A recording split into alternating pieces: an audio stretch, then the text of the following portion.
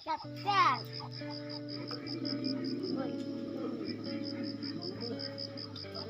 บายดีมื้อนี้เราสิมาเอาเห็ดปวกเนาะอยู่แคมป์เพื่อนนี่แหละทุกคน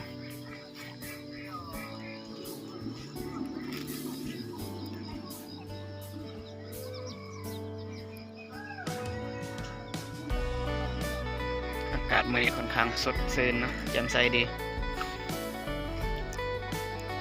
ไป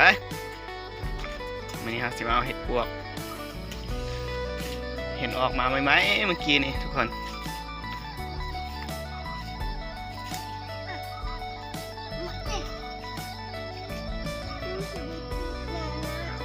ถือว่าเปลสนะ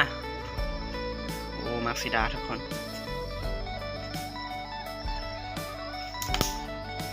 มันสิสั่นมันสิตกหรอโอ้มาร์คซิดาเนาะมันตกเบิดทุกคนเบิ่ง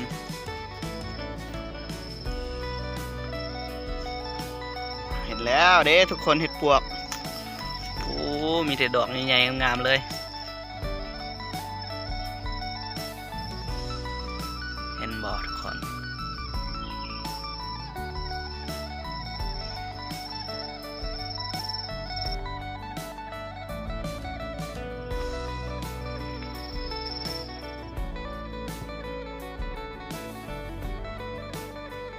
นี่เจ้ามา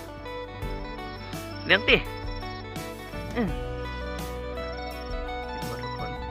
มือนี้มากับร้านชายร้านไม่น้อยเนาะ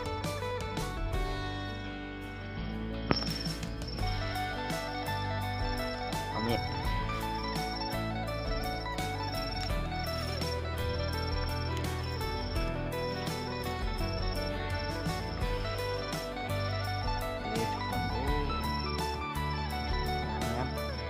xa đi đi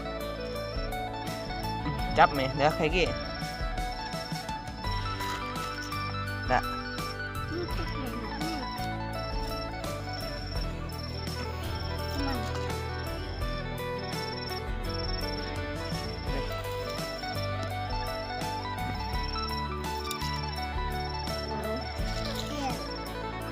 đi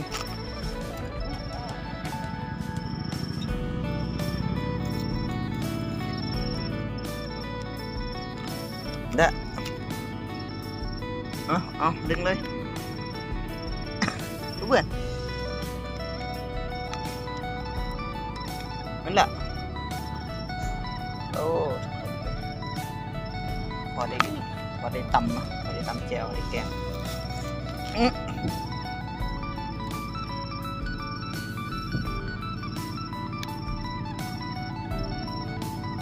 ghê nó à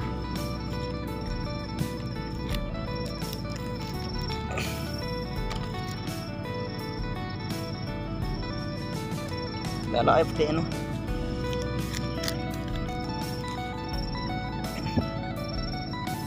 kể thì chặt tôi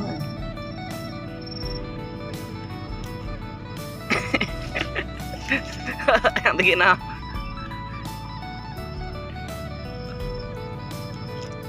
cắt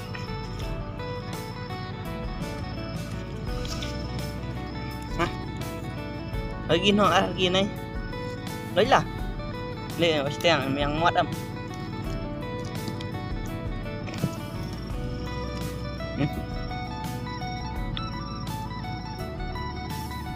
ô khắc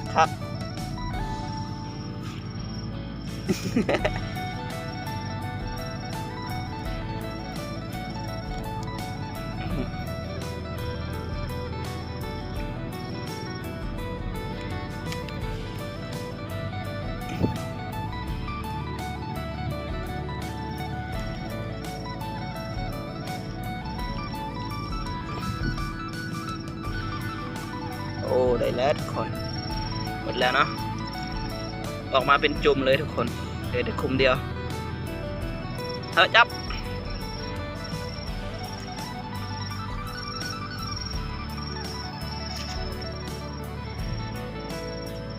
เป็นเดียว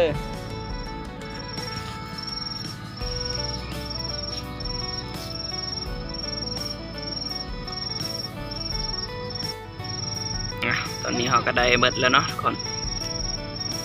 เอาเก็บหมดแล้วออกแต่คุมเดียวเนาะสิหาอีกเนาะยังมีอีกบ่เนาะแถวนี้ตะกี้เนาะมันมักออกแถวนี้หลายทุกคน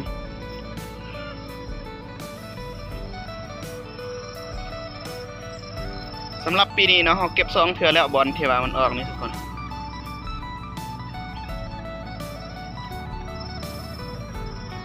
ส่งฝนตกเนาะมันสิออกก็ที่มีประมาณนี้เนาะคลิปนี้ทุกคนถ้าไปมักก็อย่าลืมกดไลค์กดแชร์